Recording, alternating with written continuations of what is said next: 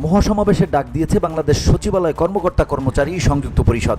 ৯ দফা দাবিতে আগামী ৪ ডিসেম্বর সচিবালয়ে এ মহাসমাবেশ করা হবে। বৃহস্পতিবার দুর্ব্যবহারের অভিযোগ এনে অর্থ বিভাগের এক যুগ্ম সচিবের অপসারণ সহ নানা দাবিতে দ্বিতীয় দিনের মতো বাংলাদেশ সচিবালয়ে বিক্ষোভ করছেন সেখানে কর্মরত কর্মচারীরা। সচিবালয় পরিষদের ব্যানারে আয়োজিত কর্মসূচি থেকে মহাসমাবেশের ঘোষণা দেন পরিষদের সভাপতি মোহাম্মদ বদিউল কবির।